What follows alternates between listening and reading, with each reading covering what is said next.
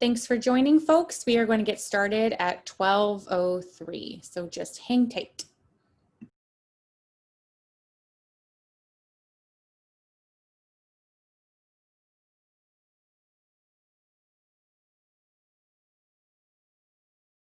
Hi, everyone. My name is Dion Rossiter, and I am the Executive Director of Science at Cal.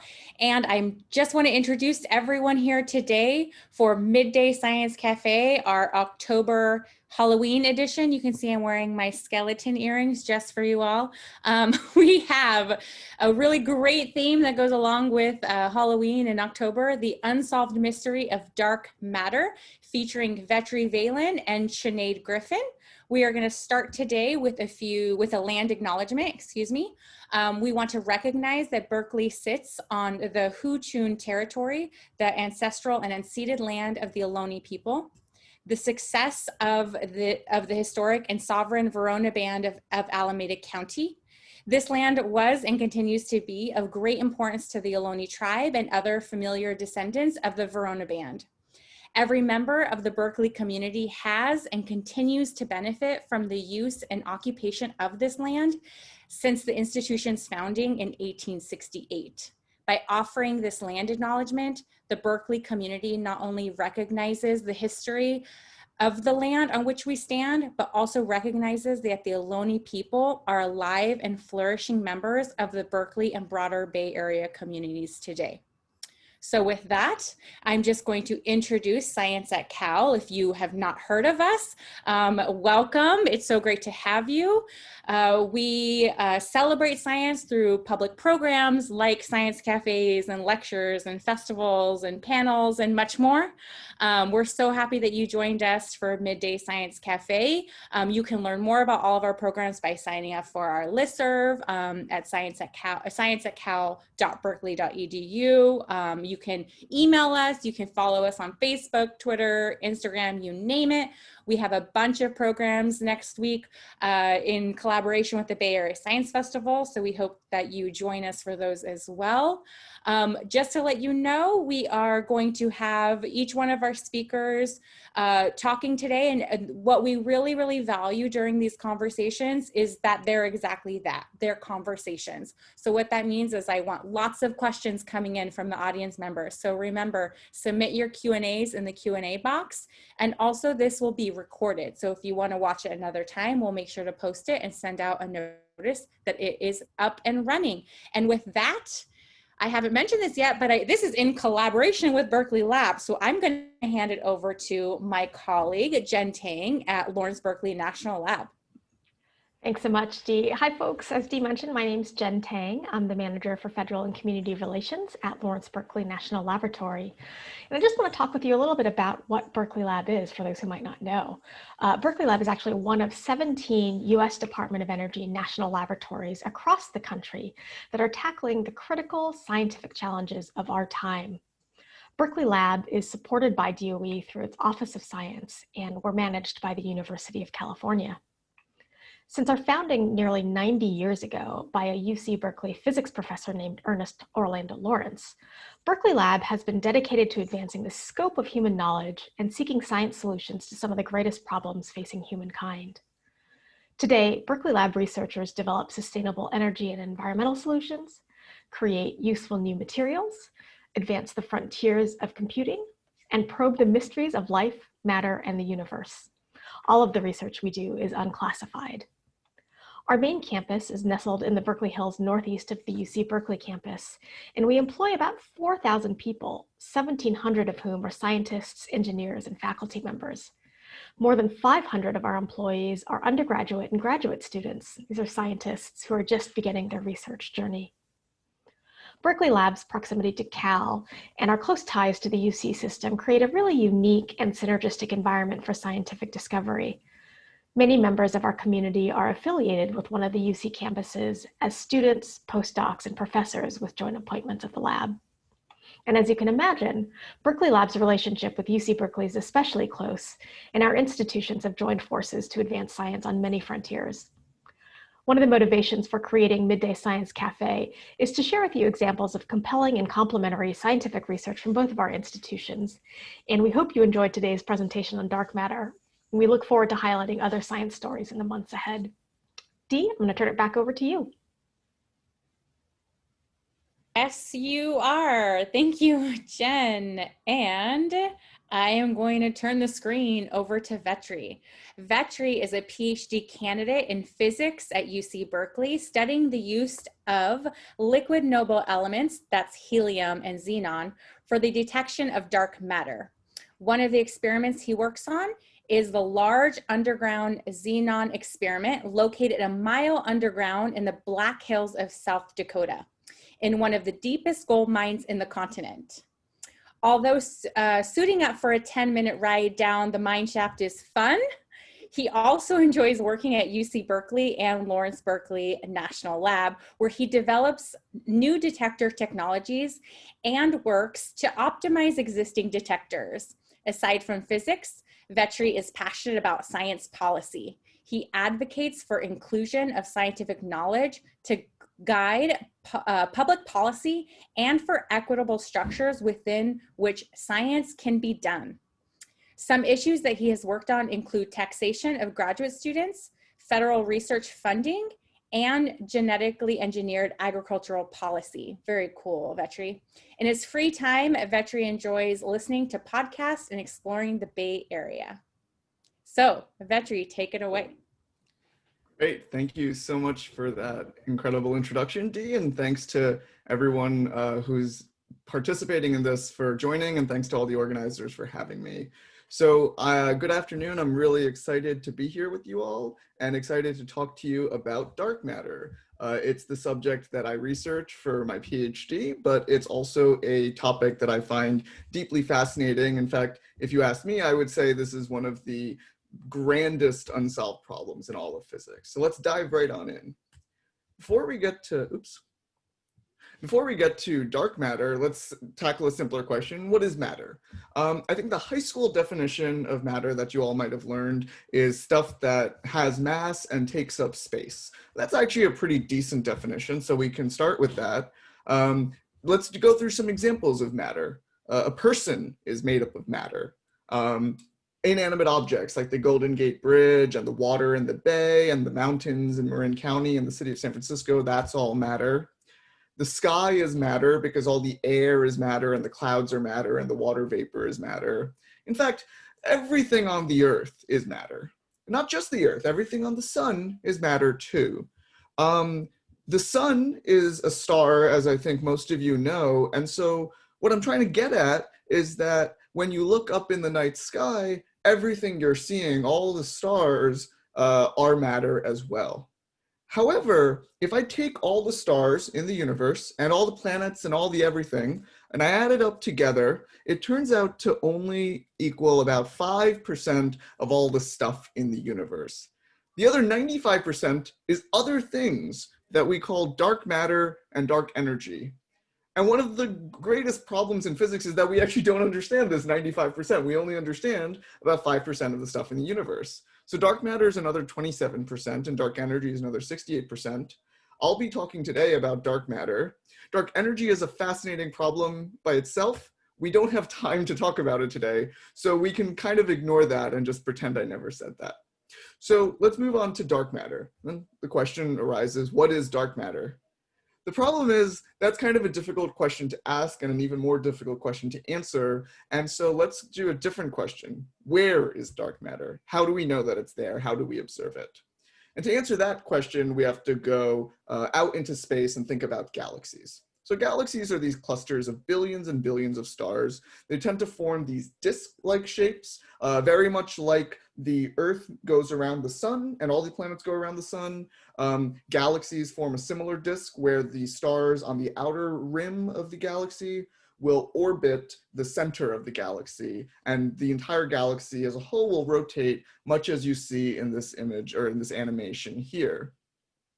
And just like the Earth and the sun, the Earth rotates around the sun because it's gravitationally attracted to the sun, right? There's gravity between them. And if the sun was heavier, then the Earth would move faster around the sun. In the same way, the heaviness of the galaxy, the weight of the galaxy, or the mass more specifically, is related to the speed at which it rotates. So if we know how many stars there are in the galaxy, and we know how heavy they are roughly, which we do, we can observe that, then we can calculate how fast the galaxy should be rotating. And we've done that, right? So for example, we can say we know how much stuff there is in the galaxies. We know roughly how heavy it is and how heavy it is at different distances from the center. So we can say how fast should the stars be rotating around the center of the galaxy. And we get something like this, where around the center, the stars are moving very quickly, and towards the edges, the stars are moving much more slowly. The problem is, when we actually do this measurement, we see that the galaxies are rotating much more quickly than we would expect. In fact, regardless of how far away you are from the center of the galaxy, the stars are moving at roughly, or the stars are rotating at roughly the same speed. But this doesn't make any sense, because we know how much stuff there is in the galaxy. We know how many stars they are. We know roughly how heavy they are from, how much light they're producing. And if the stars were moving this fast, the galaxy should actually disappear. It should disintegrate. It shouldn't be able to hold together. It's not heavy enough. The stars would simply fly off into empty space. So the solution to this problem is that there must be a missing dark matter in these galaxies. There's extra mass inside the galaxies that we can't see with light, but it interacts gravitationally, and it's causing the stars to rotate much more quickly than they should, or than they would if only the matter that we saw with light was there. So now I pose the same question again: what is dark matter? I'm a particle physicist, which means that I want to understand, okay, there's dark matter in the galaxies, cool, but what's it fundamentally made out of? Because it's not made up of atoms. So what is it made out of? This is a much more interesting question, but I don't know the answer. No one does. If I did, I would have a Nobel Prize maybe, or at least my advisor would. So the thing though is that as physicists, we're not satisfied with the answer we don't know. So I want to transform the question into, how do we learn what dark matter is made of? To answer this question, there's a quick realization that you have to make, which is that the Earth is not just existing randomly in the universe. We're in a galaxy, we're in the Milky Way galaxy. And the Milky Way galaxy is enveloped in a cloud of dark matter as well, that we call the dark matter halo. And so dark matter is surrounding us all the time and passing through you and me and all of us every single day. So can we detect it? And before I get to how we might detect it, we want to have an idea of what we're looking for. So one idea of dark matter is called the WIMP. So this is a place, it's a fun name, which I'll get to. This is a place where experiment and theory mesh very well together. I'm an experimental physicist, but theoretical physicists come up with ideas that motivate how we build experiments to try to tackle this problem. So the WIMP, it's a fun name. It stands for Weakly Interacting Massive Particle. So the idea is that dark matter is made up of individual particles that are pretty massive. They're something like 100 times the mass of a hydrogen atom.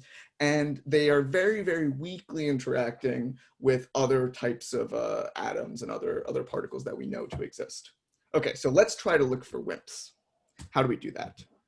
So we build a detector. So this is, there's lots going on here. We'll break it down. This central piece is what is an experiment that we would call a dark matter detector. It's an experiment called LZ, but actually what I'm going to describe is true for pretty much any experiment you could build in this vein. And the idea is that there's this cloud or this wind of WIMPs. There are these little X's, which are the Greek letter chi. They're passing through the detector all the time.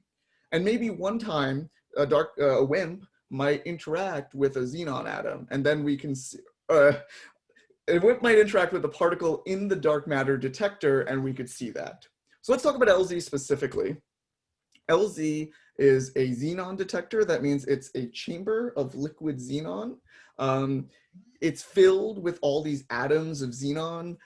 It's in the liquid state, that's not so important. What I want to focus on is the nucleus of the atom, so the central piece of the atom. And the chamber of LZ is just filled with all these nuclei of xenon. So let's pretend that one of these WIMPs comes into the detector and hits the xenon nucleus, right? Let's ask what will happen. Well, these WIMPs are actually moving pretty fast. And so the WIMP will hit the xenon nucleus and they'll scatter off each other. You can think of it like pool balls hitting each other and bouncing. And a lot of energy will be transferred to the xenon nucleus. This energy will then be converted to electrons, meaning these electrons will be released from their bindings to atoms, and photons. Photons are particles of light. And then these electrons and photons are detected by the LZ experiment. There are these little circles at the top and bottom of the detector. These are called photomultiplier tubes. They are incredibly sensitive technologies that allow us to measure individual photons or electrons. So the idea is that the LZ experiment sits there and we have all the xenon and we wait for WIMPs to scatter off the xenon. Sounds simple. There's a few things that make it more complicated. So one of the things that complicates this is that this interaction is very, very rare. We've never seen it, so I don't know how rare, but one estimate might be that in this big LZ experiment, which is like, I think 6 tons, 6,000 kilograms of xenon, if we run it for a year, maybe if we're lucky, we might see, I don't know, 10 of these collisions will occur. It's very, very few. Over an entire year, we might see 10 of these collisions. The other problem is that the real world is noisy. So there are all these other interactions going on in the xenon. There's all these other particles that are hitting xenon nuclei and xenon atoms and causing the same type of signal. We call these backgrounds, which is just stuff that looks like dark matter. It's not actually dark matter. So we try to suppress this. So one way we try to suppress this is we build our detector of incredibly clean materials. And by clean, I mean very not radioactive. So most things are pretty radioactive and have a little bit of radioactive atoms in them. We build these detectors out of like the cleanest materials we possibly can. In fact, LZ doesn't do this, but a fun thing, I think LZ doesn't do this. A fun thing is that some experiments use what's called ancient lead, which is lead from Greek and Roman shipwrecks that's been sitting at the bottom of the ocean for thousands of years because the ocean has actually shielded it from a lot of radioactivity. So that's a fun thing. The other thing we do to suppress these backgrounds, which I think is a lot of fun, is we go deep underground. So at the surface of the Earth, there are these cosmic rays, these high energy particles produced elsewhere in the universe that are constantly passing through the atmosphere and onto the Earth. In fact, if you put your hand out, there's probably something like 1 per second hitting the palm of your hand. You don't detect that. You're not going to be hurt by it. I'm not. But our experiment will be sensitive to them. And so we go deep underground in order to shield ourselves from that activity at the surface of the Earth.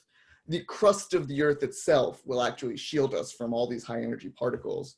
So the LZ experiment is located a mile underground in the Black Hills of South Dakota in the old Homestake mine. That used to be the largest gold mine, the deepest gold mine in North America. And now it's used for LZ and for a lot of other physics experiments. So it's fun. We actually get to go down into the mine. It's about a 10-minute elevator ride. And then we have this experiment that's very, very quiet now, looking for these rare dark matter interactions.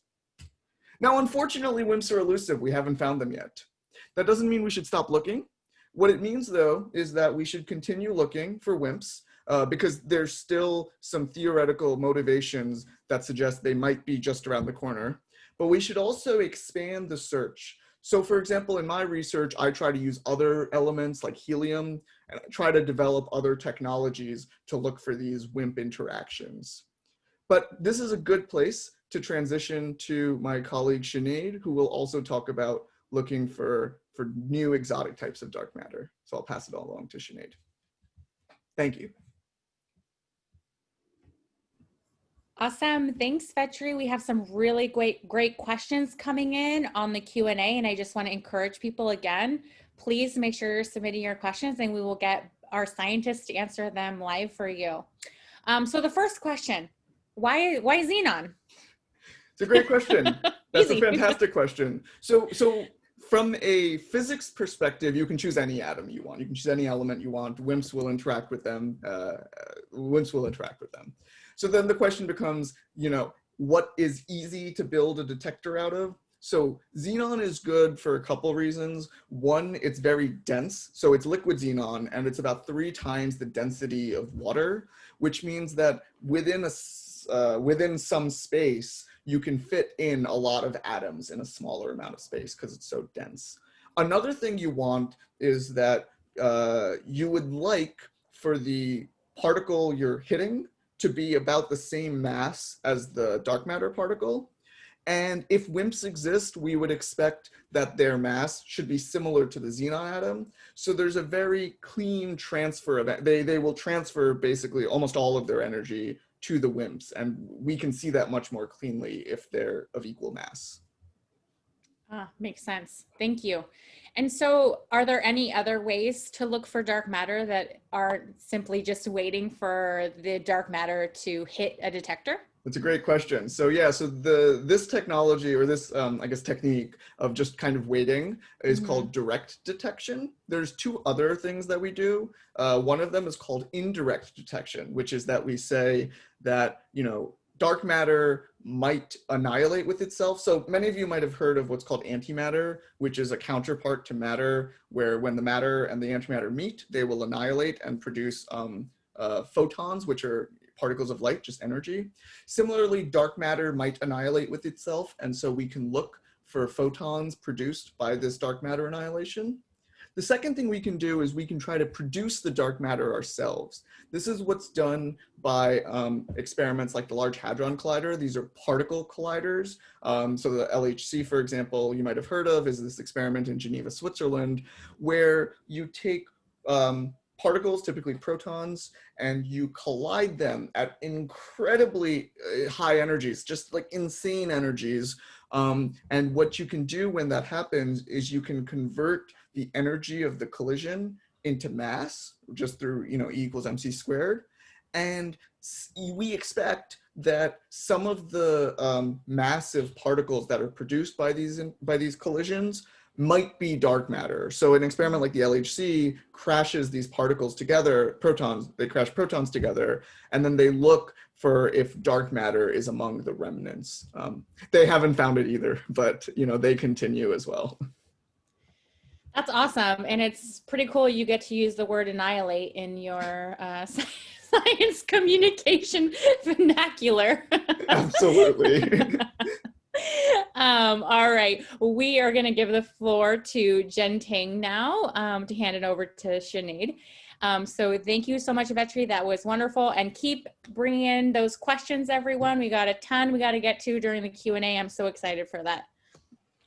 Thanks so much, Vetri and Dee. So it's my pleasure to introduce our next speaker, Sinéad Griffin. And Sinead is a staff scientist in the Materials Science Division and at the Molecular Foundry at Berkeley Lab. Sinead is originally from Ireland, and her work as a theorist focuses on the description and discovery of quantum materials and physical phenomena at the nanoscale using quantum mechanical calculations. The applications of Sinead's work range from new materials for energy and quantum computing to exploring dark matter and the origins of the universe. She's the recipient of the Swiss Physical Society's General Prize. She was an MIT Rising Star in Physics and was also designated as an emerging leader from the Institute of Physics. Aside from her research, she's involved with building a research network in condensed matter physics in Africa, and earlier this year was awarded an inaugural American Physical Society Innovation Fund grant to set up a US-Africa workshop and network. Sinead, let me turn it over to you for your presentation. Great, thank you very much, Jen, and it's great to be here and give a chance to me and to my research group to really share about what we've been working on at Berkeley Lab over the last few years. So as Vetri kind of finished his talk on this tantalizing question, which was, WIMPs are still elusive, we haven't found them, so do we just stop? Do we just stop searching for dark matter? Well, that's not what we're going to do. We just need to think of new and creative ways of how we can possibly detect dark matter directly. And so that's where we come in, and that is to think about more complicated materials other than xenon and liquid helium for trying to think about dark matter detector material. So what we do is try to design new materials that will couple and interact with dark matter. And it's not just me doing this. This is my research group. And by its very nature, this is a multidisciplinary type of topic because we need to know how physics interacts with chemistry, interacts with engineering. Okay, let's get started. So as Vetri said, we haven't found WIMPs yet, and we need to start thinking about new ideas about where we can start thinking about where dark matter might be. And this can be kind of easily summarized in this slide. So if we imagine this ball here is our dark matter particle, and it's coming into our experiment. So like this dark matter coming in and impinging on the liquid xenon experiment, we can imagine a dark matter particle coming in and hitting off our target. Well, the existing experiments are looking for dark matter particles hitting off xenon. However, if the dark matter particle is much smaller than the xenon atoms are, it's not going to do very much to the xenon. So it would be like a dark matter particle coming up and hitting off a very large object. In order to detect these much lighter dark matter particles, we need to start thinking about smaller targets that will actually feel the effect of a dark matter particle interacting with it. So this is exactly what we're thinking about in planning the next generation of dark matter detectors. So here I have a scale, and this is a scale of different possible dark matter masses that could exist. And on this left-hand side, I have low mass, and on this right-hand side, I have high mass. And as we know from Einstein's equation, E equals mc squared, we can kind of consider energy and mass to be the same thing. And so particle physicists like to consider dark matter masses in terms of energy. So this is why I have this scale written in terms of energies. So what Vetri was describing was WIMPs, these weakly interacting massive particles, the massive being the important part there, which are masses of above about a GeV, a giga electron volt.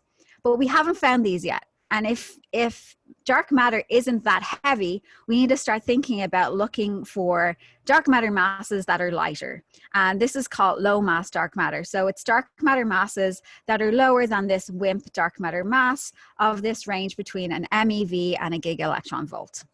Well, how do we do that? How do we start thinking about designing an experiment that would interact with dark matter particles that are much lighter? Well, we just think about exactly how our existing experiments work, where we have an incoming particle coming in and hitting off an atom, and we try and detect what atom it is hit off. Well, atoms are pretty heavy if we're thinking on the nanoscale. They actually are much heavier than the constituents of atoms. So we can start instead thinking about these dark matter particles hitting off of lighter particles inside an atom. And the first thing you think of is an electron.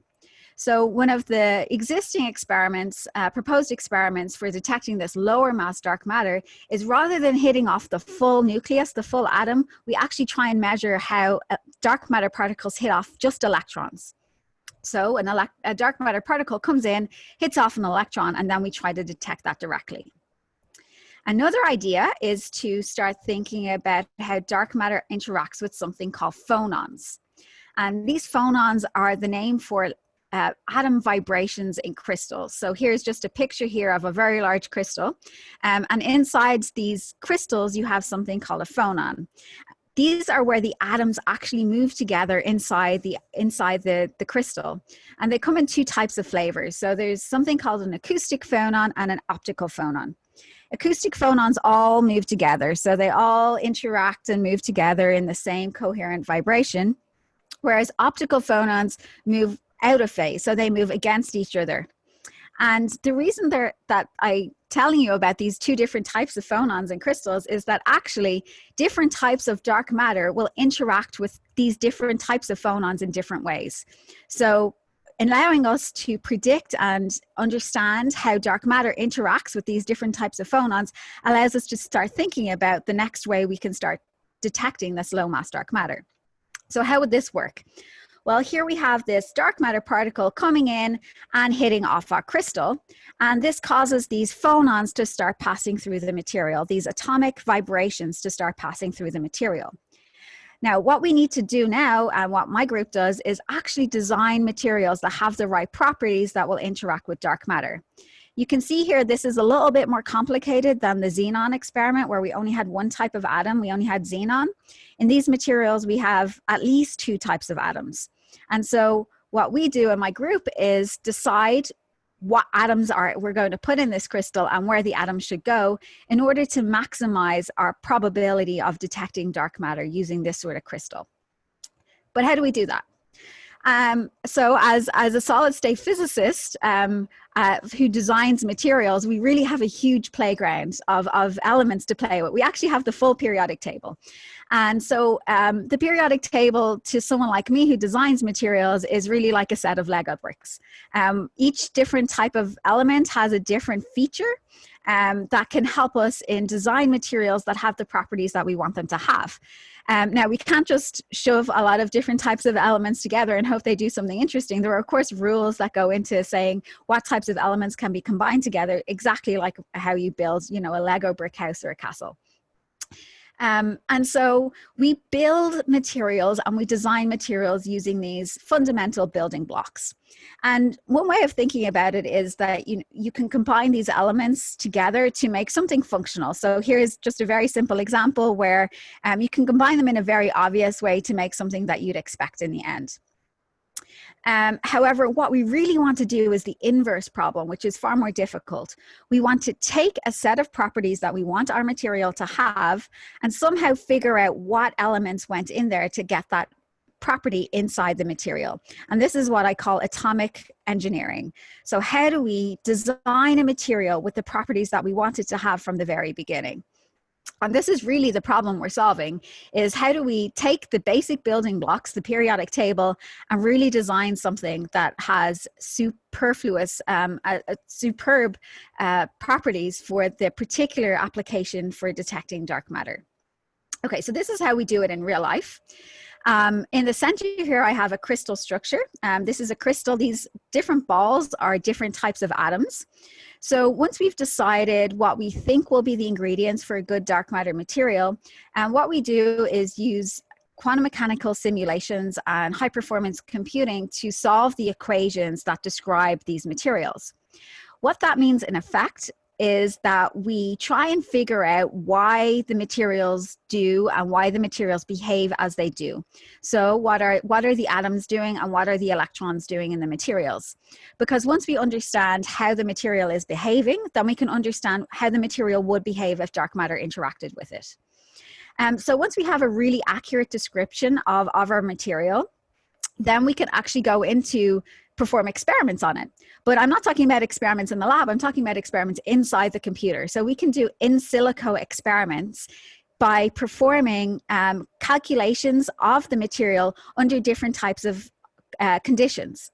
And in doing this, then we're actually able to pick out what the key features of the material are that give it the most important properties. So we can figure out what is the optimal setup for this material, what are the optimal positions for the atoms to have, what are the optimal combination of elements for the material to have in order to get the best possible functionality out of it. Okay, so in the computer, we have found the perfect dark matter detector material. What happens next? And what happens next is I talk to my experimental friends and ask them if they can synthesize this material. So oftentimes they can, and there is some mismatch between what we've predicted in the computer and what the experimentalists actually observe being the properties. So this is a bit of an iterative process, because then if there is a mismatch, we need to understand why and modify our theory accordingly. If this all works out, then the crystal is then used as a next generation dark matter detector target, which will go in the search for the next generation of dark matter particle candidates. If we don't succeed in this next round, we will repeat this process all over again, where we take into consideration what the dark matter particles that we're looking for are, what the material's requirements are, and then go on and design a new material with those functionalities. So we don't know what material is going to detect dark matter yet. We haven't detected dark matter. We don't know what this dark crystal will be, but we have a method and we have a scheme in place in order to be able to help with the search and design of what the detector of dark matter will be made of. But just to step back a little bit and think about, well, what will this mean for, technology development, and what will this mean for, addressing fundamental questions in science? And I think it's useful to think about how we've marked progress in human development and technology has often been based around the materials that were most important for that technological period. So, going back to the Stone Age, traversing through the Iron Age and the Steel Age, and then, of course, in the Bay Area, we know all about the Silicon Age, and the suggestion that the recent decades have been the Carbon Age with the advent of graphene, this ultra-thin 2D sheet of carbon atoms. So perhaps with the discovery of dark matter, we'll enter the dark matter age. We don't know very much about dark matter's properties, but it does make up 25% of the mass density of the universe. So there's a lot of unanswered questions that even the direct detection of dark matter will start asking as well.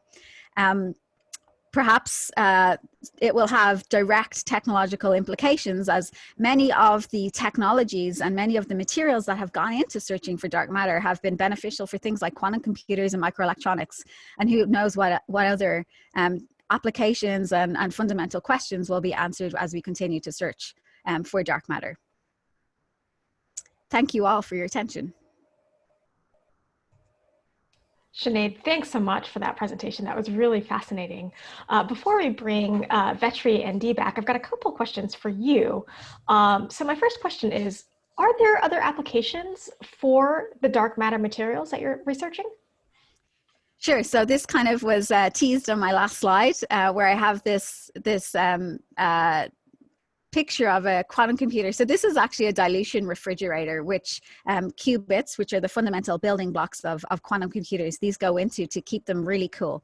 And surprisingly, the properties for a dark matter material and a qubit are very similar. So there's actually a very similar set of materials constraints in what goes into a qubit and what goes into a dark matter detector. So as Vetri mentioned earlier, one of the key parts of performing these experiments is getting rid of background. So there's noise that comes in and hits off our detector, which isn't a dark matter particle, and gives us a false signal. That same problem actually plagues some qubits. Not that we're looking for dark matter particles with qubits, but that we have unwanted signals. So we also need to isolate qubits from the environment as well and put them into these fridges. So a lot of the technologies and the materials that are actually going into qubit technologies are actually also being developed for dark matter detection. In addition to that, a lot of the readout mechanisms, a lot of the electronics that go into these dark matter detector experiments are also very relevant for microelectronics. So there's a lot of overlap with existing technology advancements in other fields of science. Thanks, Sinead. So, you're working to detect dark matter at the nanoscale. So how big or how small are the experiments that you conduct? Sure. So as Vetri mentioned, the xenon experiment is 6 tons. It's 6,000 kilograms, I think, is the latest update on the mass.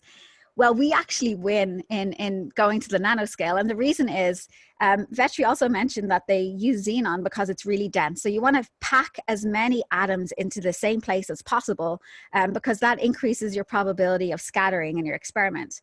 Well, we really win when we start thinking about nanoscale materials, because we can pack far more electrons into material because they're much smaller. So in reality, our nanoscale detectors are about 1 centimeter cubed. So we really win in the target because we start going to quantum and nanoscale effects. Thanks, Sinead. So I'm going to ask you to stop sharing your screen right now, and I'm going to ask both Vetri and Dee to rejoin us for a conversation.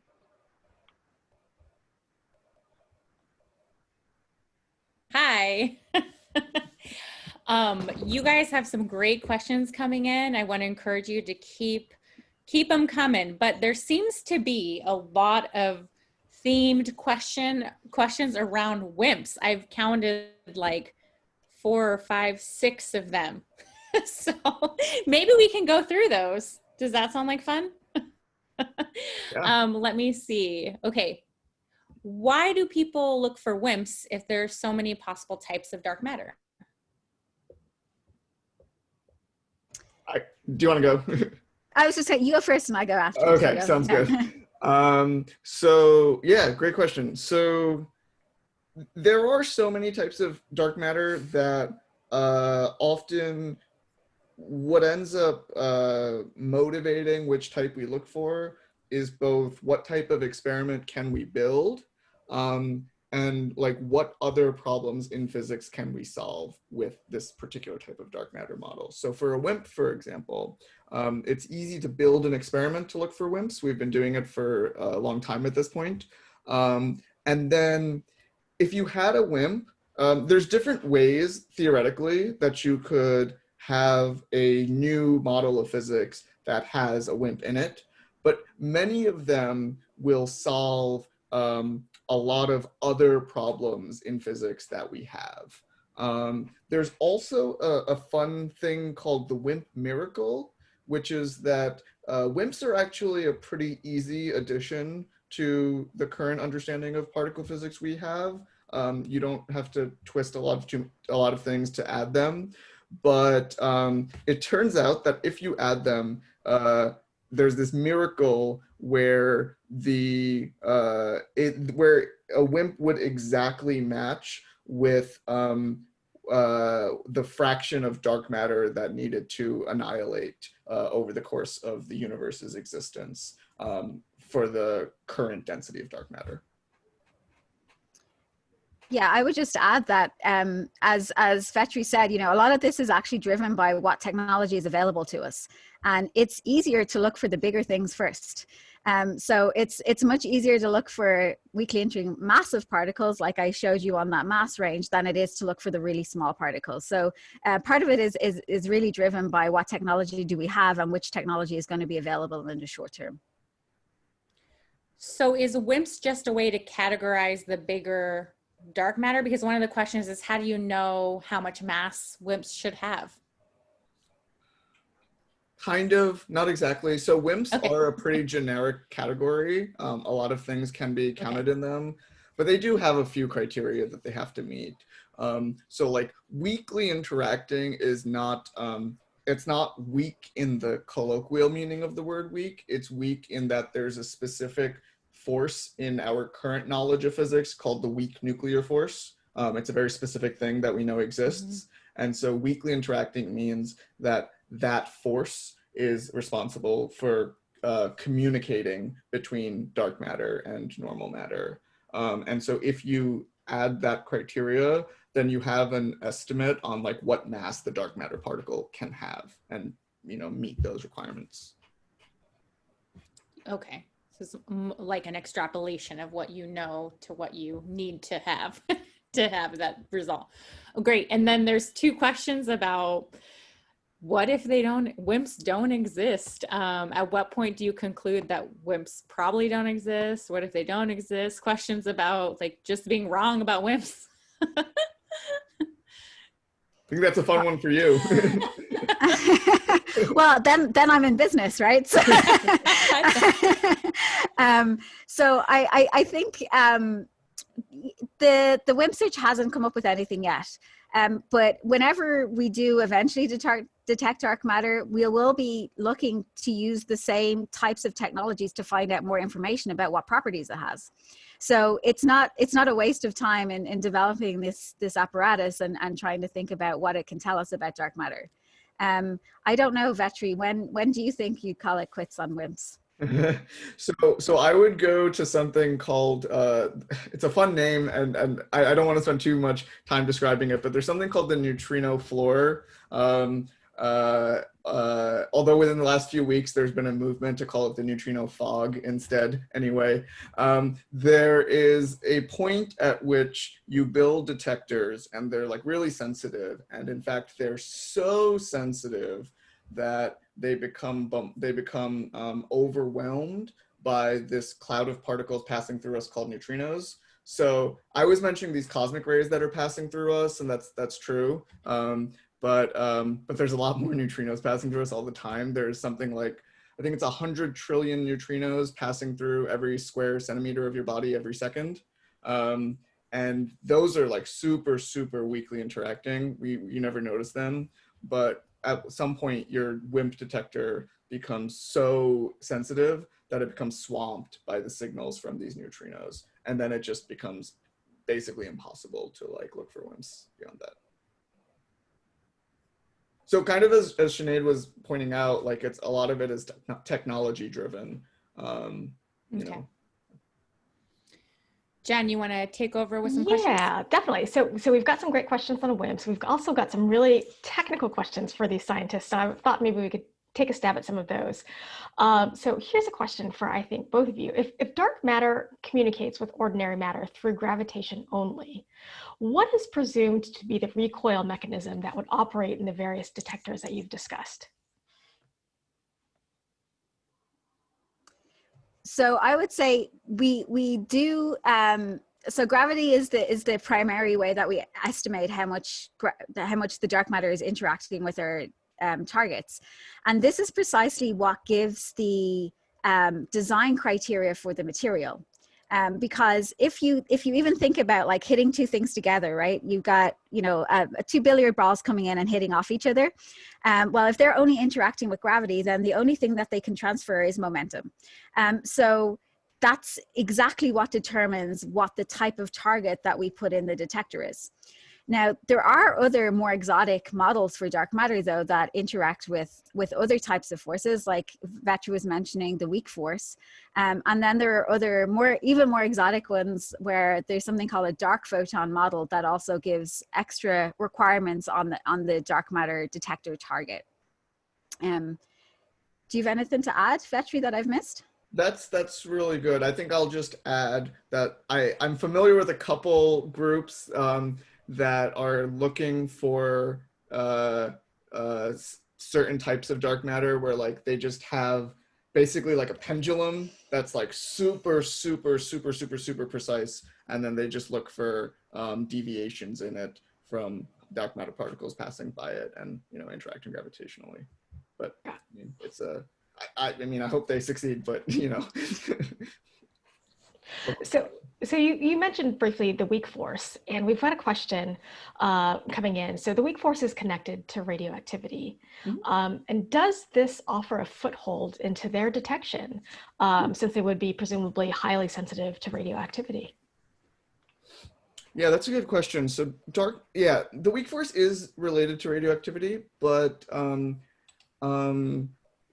the way in which we think about WIMPs, that doesn't really come into play exactly. So there's different ways for the weak force to, I don't know, exert itself. And one of those ways is radioactivity, certainly, but there are other channels through which it could interact. I'm not explaining this well. I guess what I would say is that when we talk about WIMPs, we are talking about the weak force as a portal between the dark matter and normal matter.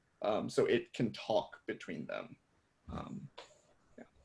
Sinead, do you agree with that? Do you have stuff to add? Yeah, I completely agree. Actually, where radioactivity is concerned, usually it's considered a foe in dark matter detector experiments, because if you have a material that decays radioactively, then you'll get a false signal in your detector. So usually we don't want radioactive isotopes in there. So that's the way that dark matter detectorists think mostly about radioactive materials, is trying to get rid of them. Got it. Thanks both. Let's zoom back out. We've got a couple of sort of bigger questions from our audience.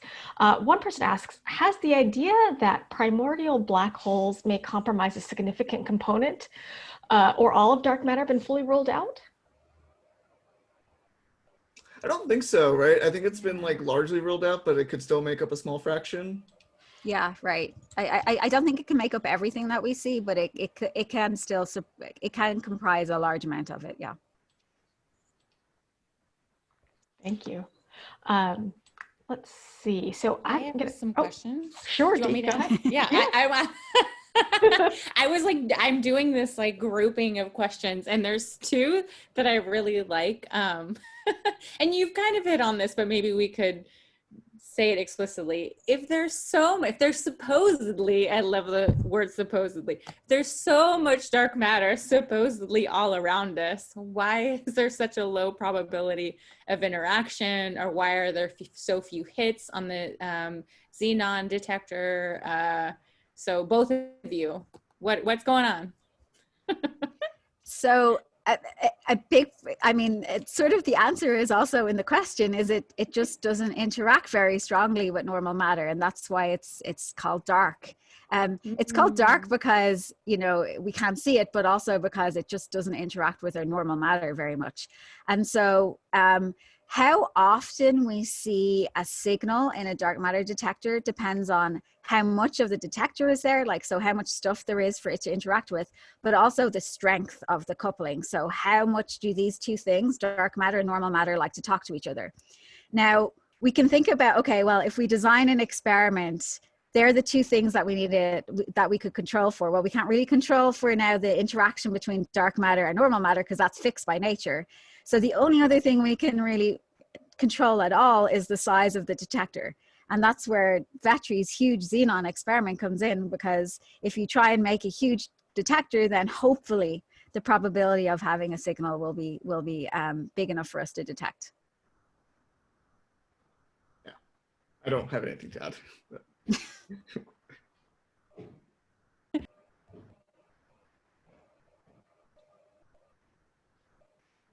D, you're muted. I'm muted. I like pushed the button, but it didn't feel my push. Okay. Like dark matter.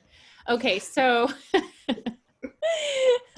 there is a question about gravitational effects of dark matter causing gravitational lensing. So does dark matter distort astronomical observations? Good question. Yes. So one of the ways that we can observe dark matter astrophysically is by what's called gravitational lensing. And for anyone who's not familiar with that term, the idea is that as light passes from point A to point B, it doesn't necessarily travel in a straight line. It travels in a path that is distorted by massive objects along that path. So like if there's a star or like even like a black hole or like, you know, heavy stuff, then it will be deflected along that path. And so, yeah, so what people do is they look for distortions in the path of light, and then they use that to infer how much dark matter it passed through. And that's called gravitational lensing.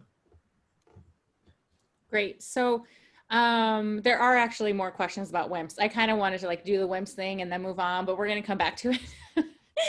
How do you know if a WIMP collides with a nucleus versus a known particle? Okay, I want to take this one because this is like literally most of my thesis. The floor is yours. Yeah. So it's a great question. So wait, did you tell a friend of yours to ask this question? No. But anyway, so so it's a good question. So other stuff can collide with xenon atoms, and it will also cause this energy to be converted into like electrons and photons and whatever else. So how do you tell the difference? Well, one of the ways you tell the difference is that WIMPs will typically collide with the nucleus of the atom. And all these other things, all these backgrounds, such as like radioactivity, like Sinead was talking about, that will typically collide with the electrons in the atom. So remember, the atom has a nucleus in the center and electrons surrounding it. And it turns out that if things collide with the nucleus, or if they collide with the electrons, then the number of photons and electrons produced and detected will be different. So like you can just say, you know, I see this many photons I detect and I see this many electrons I detect. And then based on that ratio, I can tell whether or not the collision was with the nucleus or with the electrons. And that actually allows us to get rid of most of our backgrounds. The other thing you want to do because there are some backgrounds that also collide with the nucleus. And so you actually really can't tell the difference between WIMPs and those backgrounds. So what you do is you just try to understand those backgrounds really, really well. You try to calculate exactly how many of those events you would expect to see. And then you look for an excess beyond that expectation to say you found dark matter. Sinead, anything to add? I think he deserves his PhD. we'll let him shine for sure. And then there are two questions that are, I think, similar around WIMPs and electromagnetic fields, actually. So I'll read them both in case there's nuances to each. To the best of your knowledge, are WIMPs affected by E&M fields? And E&M force gives rise to quite interesting chemistry based on the interaction or the interacting clouds of electrons around hadron nuclei. Is there the possibility of some sort of chemistry around particles like WIMPs? So making the correlation between those two. So I'll take the second one first. Okay. So I think this is actually what like, you know, keeps me awake at night and gets me up in the morning, which is what is the inner structure of dark matter and how do we design next generation experiments to find about it. So the first thing is obviously the direct detection, right? Actually having an experiment that says we found dark matter and we know what the mass is, but then how do we actually go and design experiments that will teach us about what the properties of it are and precisely what this question is suggesting, what is the inner chemistry, you know? Are there dark nuclei with dark electrons? Like what do the dark matter particles look like inside? And do they have a similar dark periodic table like we have for the normal matter periodic table? So I think these will be the questions when we do eventually detect dark matter that the next generations of experiments will be doing. Great. So we've got a couple questions that are specific to each of your presentations. And Vetri, let me start with you. So you showed a couple of images at the beginning of spinning galaxies. And the question is, given that galaxies are spinning in the vacuum of space, do they spin at a constant speed over time, or does dark matter affect the rotation speed over time? Yeah, that's a great question. Yeah, it changes over time, but over like really, really, really long times. In general, one of the cool things about just like high school physics, which is mostly what governs things at these scales, is that the rotation speed or the rotational momentum actually is conserved, meaning it doesn't change. But it does change if like external things are added to the system. So if you had just one galaxy in the entire universe and just one cloud of dark matter in the entire universe, then it wouldn't change. But the reason it changes or slows down or speeds up, whatever, is because of forces from like other galaxies that are nearby it. Yeah. Got it. Thanks, Vetri. And Sinead, a question came in for you specifically. Where are we in using high performance computing for designing these crystals that you mentioned? Are you still modeling, or are you reiterating various designs to optimize the best materials? Oh, that's a great question. Yeah, so I didn't get time to go into it, but the methods we use are ab initio, which means we actually we're not really modeling, we're really calculating what the equations of quantum mechanics tell us how these properties should interact. So we're really calculating what the properties of the materials are without any empirical inputs whatsoever. So in doing that, we can accurately calculate what the relevant properties are for the dark matter material. And the iteration I'm talking about is really iterating what the physical and chemical degrees of freedom are. So what can we tune in the lab, and then how does that manifest in the desired properties we have in the materials? Thank you. And let's go back to sort of another big question that we've got. And Vetri, I think you mentioned dark energy at the beginning of your conversation. So I would love to hear from you both. What's the difference between dark matter and dark energy? And we got a question from one of our viewers. Does dark energy negate the effect of dark matter, thus making detection more difficult? Yeah, good question. I guess I can start. So Right. So what is dark energy? So as much as Sinead and I have spent the last hour talking about, what we don't know about dark matter, we know even less about dark energy. Yeah, dark energy is, okay, so we've known about it for less time, right? We've only known about it for like 20 years or so.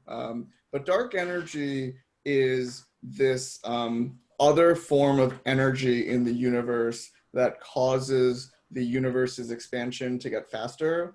So people know that there's this Big Bang theory. The universe has been expanding since it was created, so like 13.8 billion years. Dark energy is this extra energy that's causing this expansion to accelerate, to get faster. And it's not really clear, and we don't know that much more beyond that. There's a little bit, but not that much more.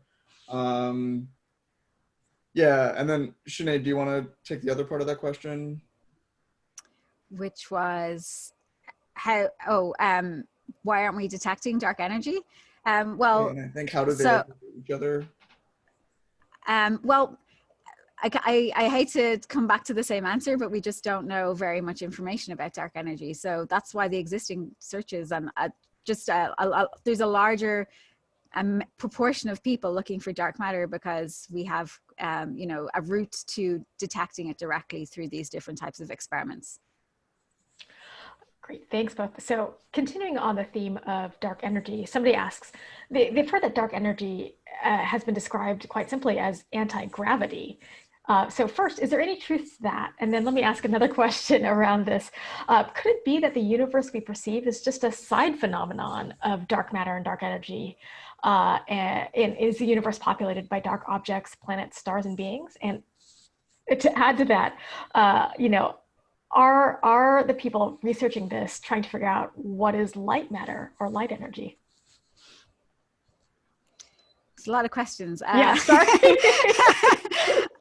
So I guess we can start with the anti-gravity one. I think Vetri kind of already explained, the inference about dark energy is from this expansion of the universe. So in one way you could consider it to be, the thing that is pushing things apart rather than holding it together.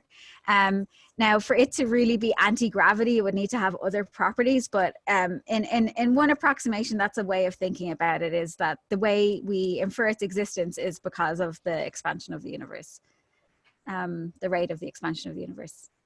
Yeah. Okay, so is the second part like whether or not we have dark creatures walking around that we just don't see? And I mean, maybe we do. This kind of goes back to this earlier question of, do we know anything about the structure of dark matter, and how will we design experiments, and how will we design detectors and laboratories that will be able to figure out what the properties of dark matter are?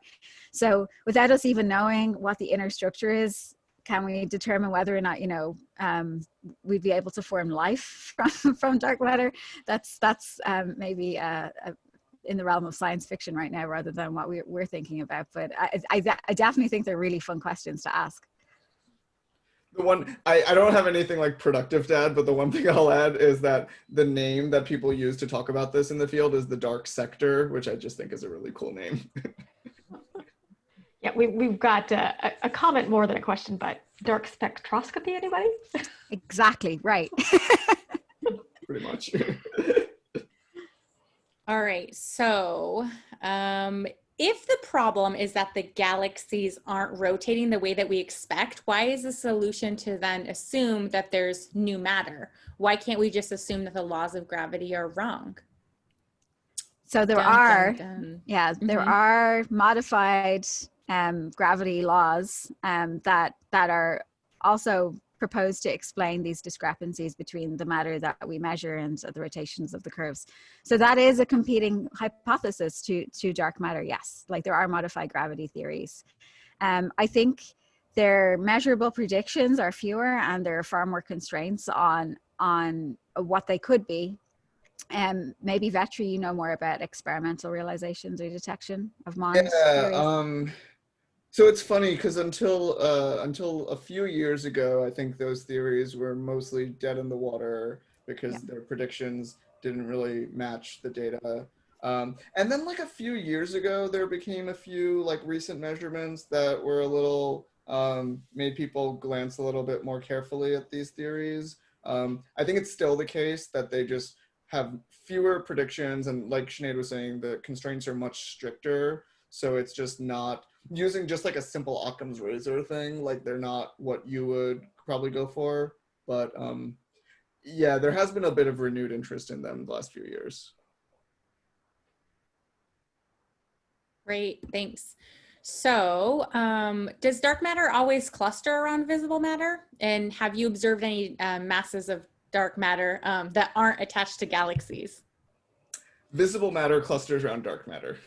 Okay. So there's a lot more dark matter than visible matter. And so the dark matter is actually what's controlling these large scale structures in the universe. So the dark matter kind of forms the landscape, and then galaxies and galaxy clusters and galaxies form along that landscape of dark matter. Cool. Sinead, anything to add, or that was another home run? Yeah. Okay. So do we know if dark matter is affected by the gravitational pull of traditional matter? Have we answered that? I feel like that's come up a bit. Do we theorize that the presence of dark matter varies across the universe? So something I'm going to bring up, because it's kind of related to this question, but not exactly, is something called the dark matter wind, because it actually allows us to detect whether, to distinguish some of these background noises that Vetri was talking about. So we actually have, dark matter isn't hitting our experiment equally in all directions. So it's not hitting us here equally in all direction. There is actually a preferred direction. So like I have my fan here is kind of hitting me at one direction. Dark matter is hitting the experiment in one direction as well. And this is known as the dark matter wind. And so this anisotropy in the directionality of the dark matter wind is something that we can use to distinguish backgrounds, because if you know that your dark matter is coming in at a certain direction and you're rotating, we're sitting on the Earth, so we're rotating, well, you expect to see a difference in the signal then. And so that's actually one way of designing an experiment that has this directional response that will allow us to distinguish between other types of signals. So the fact that, yeah, it's not homogeneous, right? The way it interacts with our experiment isn't the same in all directions. So that's actually a feature of some of the next generation detectors. Cool. Cosine. Cosine. So we have a question for you, Vetri, about a similar experiment in Canada with the bottom of a mine. Yeah, yeah, go ahead. Oh, it was just, how is it different from yours? Yeah. So there's a bunch of these experiments. So, deep in mines is like a good place to do these experiments, because I was talking about these cosmic ray showers. There's not that many deep mines in the world. And so there's a handful, I think maybe a dozen or so, where people try to do these experiments. And one of them is located in Ontario. It's called, it's located outside of the city of Sudbury in Ontario in Canada. So there's a facility there called the Snow Lab.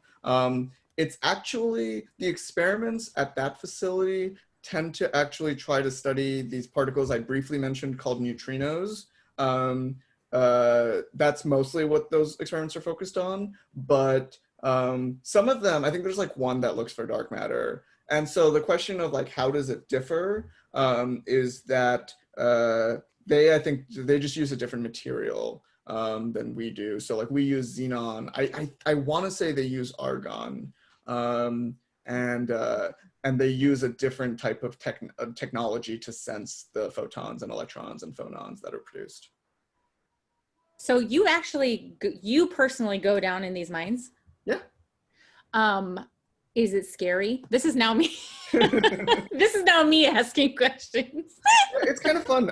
So it can be scary. So like the mine shaft, it's like an elevator. We call it the cage. And it's like a 10-minute ride down. So that's pretty long.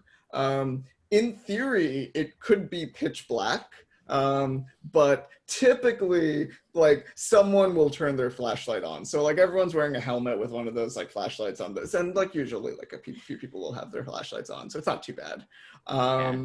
And then like deep underground, I mean, there's like, I guess it's a little scary, but I mean, there's just so many safety precautions taken, and you have to go through so much training to go underground that like it's fine. And people don't like mess around down there. They're like very like strict about their Yeah. People are safe. I was gonna have you tell us a really fun, cool story, but it sounds like you guys are serious down Well, there. okay, well, if you want a fun story, so one time, so I was there, and like, actually, I was like on the surface by this point, but some of my colleagues were still underground, and the power went out. No, Yeah. no, that's like everyone's worst nightmare on a regular elevator, let alone like a 10-minute long mine elevator. Right, no, exactly. And like, not just on the elevator though, like in the facility too. No. Like, some of my friends were like on like a scissor lift. They were like, 30 feet in the air or something, and the lights went out and the power went out, so the scissor lift couldn't go back down, and so they're just like waiting there for like things to come back to normal, and it did. I mean, like, the people turned the power back on. Nope. File that under nope, not happening to me. All right, Jen, over to you. Some more serious questions. I know I'm having like stress, like feelings thinking about going down a 10-minute ride. Yeah. Complete darkness. Anyway, Yeah, so we've got a couple questions, and taking a step back to talk about the structure of dark matter. Are there any theories about the internal structure of dark matter? Would it have something like a nucleus of particles and something outside akin to electrons? Yeah, there are some theories about what the inner structure looks like, but we just don't have the technology or the experimental capabilities right now to test them. So knowing what's falsifiable right now just isn't within our reach for the next generation of experiments. Do you know of any proposed experiment that would look at inner structure, Vetri? No. Yeah. No. Okay, so we've got another question. Oh, sorry. I was just going to say, maybe invite us back in like 15 years time and we can update you on the question.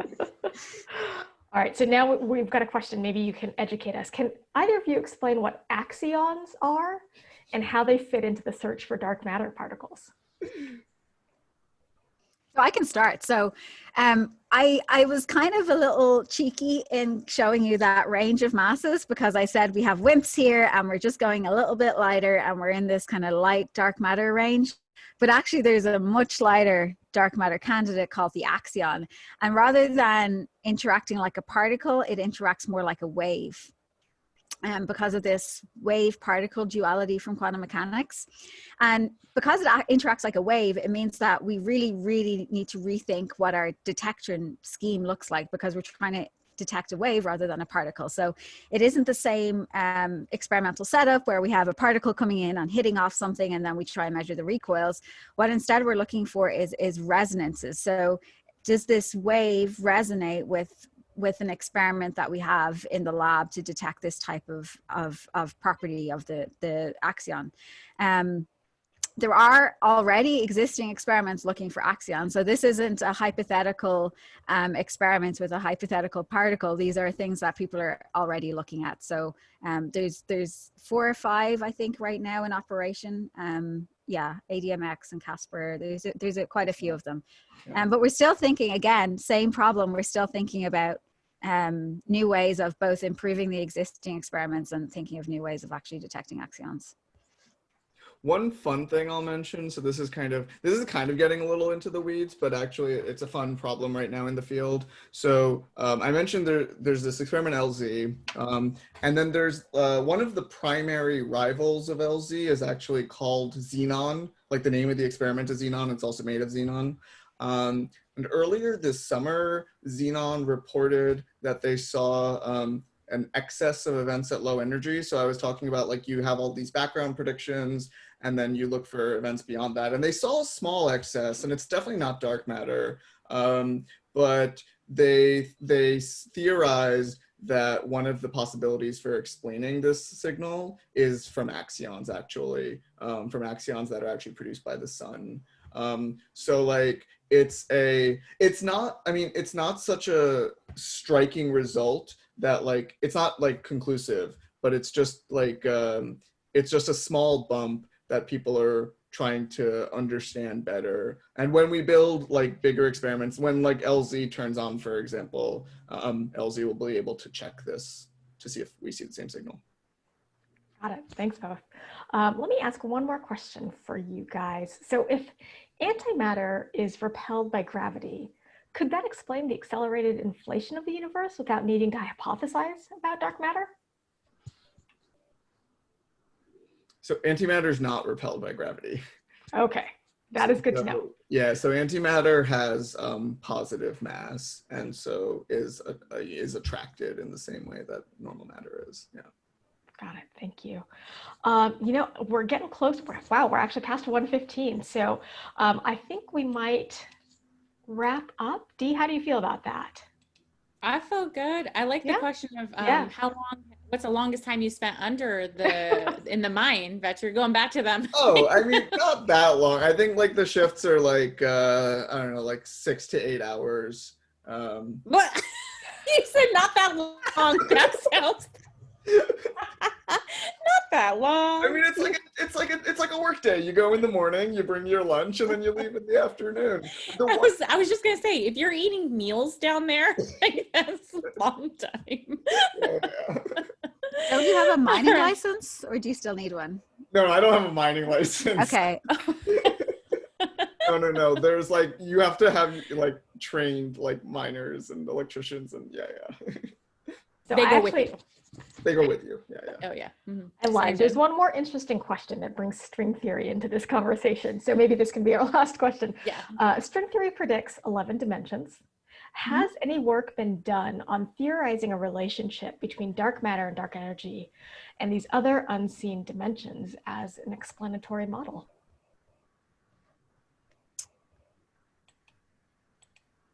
That's a good question. I don't.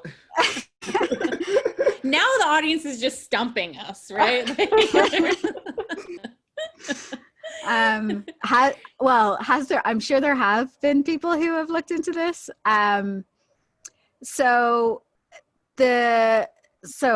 What is string theory used for? So string theory is proposed to design, or to proposed to explain what happens at even the subatomic level. So what happens at the very, very, very, very small scales inside the inner structure of quarks.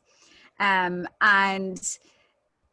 that would lead us to think about, well, if string theory is like a reasonable theory and has predictions that are testable, then maybe string theory is also what the inner constituents of dark matter particles are as well. So there could be ways that, these future generations of experiments might be able to look into that inner structure in a way that we can't do with Large Hadron Collider experiments like CERN.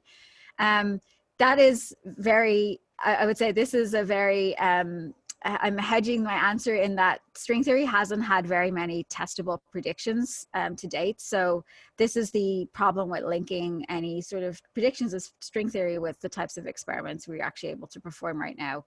But that doesn't say that we won't be able to do that in the generations to follow. Just in current understanding of how string theory interacts with our normal matter, we don't have anything that would lend weight to that actually being reality. Yeah, do you have anything string theory? Really? Vetri? Yeah, I'm not opinions? very knowledgeable on string theory, to be honest. Yeah, I would just agree with Sinead that like probably someone's thought about it, but they haven't. No one has come up with an idea where you can build an experiment to test it, to my knowledge. Plans for the future. Well, with that, I think this brings us to the close of our event. Before we do close, I want to thank both Vetri and Sinead for their presentations. And I also just want to thank the audience for tuning in and asking such great questions. We hit a record. We hit a record, right? Yeah. Thank you for being here, everyone. So, if you'd like to stay up to date on the research coming out of both of our institutions, you can visit Science at Cal at scienceatcal.berkeley.edu, and you can visit Berkeley Lab at lbl.gov.